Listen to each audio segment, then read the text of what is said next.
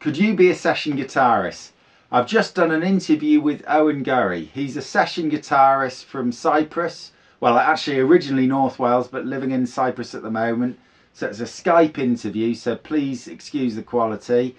But he's just done the guitars on the new Blade Runner film, and he's also a film music composer. I asked him a lot of questions about all the skills involved in being a session guitarist, because I've always been interested. I wondered what the job involved. I've met lots of session guitarists over the years, and actually what he talks about in the video sums up all the skills a lot of them have. And I always wondered if I could do it, but now I'm sure I couldn't. So, well, have a listen anyway. If you're thinking about being a session guitarist, this is a great guide. If not, it's a really interesting snapshot of what they do for a living. How good do you have to be on guitar? When I first started recording myself is when you record yourself, you really get to examine your playing in a lot of detail. And going back to what you said, the simple stuff, the majority of my job is relatively simple stuff. You know, we're not talking, you know, crazy sweep picking behind my head, you know, or playing like Django licks every day. Most of it, a lot of people would consider technically not very demanding, but you have to play it perfectly and pristinely. And I think a lot of people forget that. If you listen to even the music on the radio that a lot of people might discount and say, well, it's boring, you know, it hasn't got funny chords and whittling on, try playing it perfectly. Try playing it exactly how it was played by that guy. Even you know, indie guitar music, you know, I was a fairly late comer to that sort of stuff because I was obsessed with prog and Steve Vai and Dream Theater and stuff like that. And I just didn't get it. I didn't get the White Stripes and the Strokes and bands like that. And years later, I really did, and kind of focused in on that. And you might write those guys off as not being, or not you personally, someone might write them off as being not that technically proficient, but try nailing it exactly as it was played. And it's more challenging than you think. It's one of the most important things you can buy is a metronome. And did a lot of drilling on the woodshedding, on metronomes and timing, and that has been super duper useful for my job because I have to track very quickly and I have to track accurately. So being able to play well in time, particularly being able to track performances perfectly, is a critical skill. So yeah, I did a lot of that. I've got a little book. Oh, here it is. Look, it's on the floor. I use this one. Called Basic Guitar Workout, and it's full of little exercises, all these little diagrams that I think what's probably most important is the vocabulary. So knowing chords and scales and chord scale relationships and that sort of stuff, that's critical. That's been very important. But, you know, in 10 years, no, I haven't really been asked to play much jazz. I think it's probably one of those specific styles where you get a jazz head in to do it. You know, my kind of forte has been what I call modern styles. So, you know, rock, pop, metal, all those, you know, that's where I've kind of found my niche. Some people will watch this and say I'm talking nonsense because someone like Nick, I mean, his entire thing is jazz, you know, that's pretty much his career. It's not to say he can't do other stuff, he definitely can, but his forte and his niche is jazz, whereas it's something very different for me. So everyone's got a different route into it and everyone's got a different job, I guess. What about production skills? Music production skills, increasingly important. Being able to self-produce is critical now, especially with remote recording, and particularly on the composition side. You're not going to go straight into roles that have a big recording budget. You're going to have to do it yourself. Well, what other skills do you need? Know your gear as well. So it's all well and good being able to play, but if you don't know how to set your amps up, if you don't know what your guitar can do, then it's pointless. Plugins work great for some things and real amps work for others. A good example was I had a brief to write a load of 70s punk music recently for a production library, and I used real amps.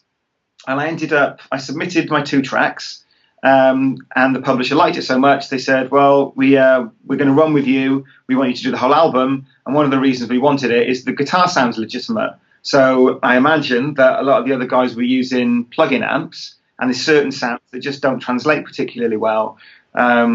I think those like smaller combo crunch sounds, like little voxes and maybe a champ or a push tweed or something like that, don't really translate well to plugins. The high gain stuff often sounds cool. So what equipment would you use on a typical session, and how would you set it up? It varies. For the movie score work, those guys need a really stupidly low noise floor. So most of the time that is straight into my interface, which I think you can probably see behind me there. So focus right. Usually straight into the box. And again, just a stack of different plugins depending on what I'm doing. My sort of go-to for the score work is the Wave CLA guitars. That works really well. Echo Boy and some sort of convolution reverb. Just because it's easy, and that's it. But then when I'm doing other stuff, like the other side of my job being the writing work, music for television and trailers and stuff like that, that'll be quite different. So I've just finished a load of punk tracks, and the signal chain on that is usually a head into a load box, a Weber load box, and then a line out from that into my DAW, which is Logic, and some sort of impulse response cabinet. So I've got the real front end, but I've got the flexibility, and I don't have to have a crazy loud amplifier in the room, which is an advantage.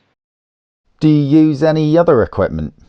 Using weird and wonderful instruments, doing weird things with it, bowing an instrument, hitting it with a drumstick, just whatever I can come up with to make that weird sound. Like I've got banjos and mandolins and ukuleles and high strungs and all sorts of weird and wonderful things to, you wouldn't necessarily know it when you're listening to the movie. You just hear a sort of a rhythmic sound or a big impact or a swell or something like that. But often those come from the instruments I've got here. What about the business side of things? It is a business. I think it's the reason why a lot of people don't stick at it, because you start doing this because you love playing guitars and you kind of have that artistic lilt. But a lot of the time it is just like any other self-employed person.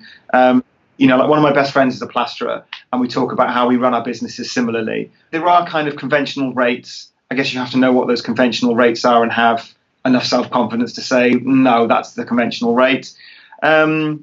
So it's really flexible, especially being international. I'm not really represented by one union or another. You do have to barter, and you have to know when to push your luck and when not to push your luck. I guess that's one of the reasons I do writing, is because once you've signed a contract for the royalties, you don't have to negotiate it. It's inconsistent in that you don't know what track's going to get used and what it's going to bring in, but it's not quite as by the seat of your pants. It's more of a numbers game. The more you do, hopefully, the more you're going to get in. Be personable. That's really important. They are looking for professionalism, and I guess that's a business skill. Although working in an artistic industry, they don't want people flouncing or being hard work or whatever it might be. That's definitely not my job. My job a lot of the time is just to shut up and do what I'm told, and that's it. How did you get your foot in the door?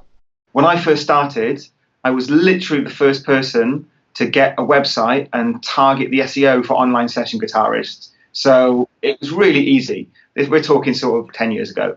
It was easy to get work coming in, and then it just exploded. So everyone with a guitar and at the time a pod could be a session guitarist, and that's a great thing. And it's also a fairly scary thing, because a lot of these guys would work well below what a typical rate would be, because it's an aspirational job and people just want to do it. So I guess I was kind of lucky that I got in there and got some experience before those prices got driven right down. I already had my sort of foot on the ladder by the time that happened, and the same with the royalty side. I mean, that goes up and down massively. I don't know each quarter what I'm going to get. So, it can be a bit feast and famine. But, I've been doing it consistently for 10 years without a day job. I have a relatively nice lifestyle. Though we did relocate. We've talked about this, haven't we? I did leave the UK, so we've come up to Cyprus for a few years because the cost of living is lower. I can afford a better facility over here, and we will come back at some point. But once we've kind of saved up enough money to buy a similar place, but the equivalent in the UK. So thanks for watching. I hope you enjoyed it. For me, there was a lot of interesting stuff there. Don't forget to like and subscribe, and there's loads more videos coming. See you again. Thanks.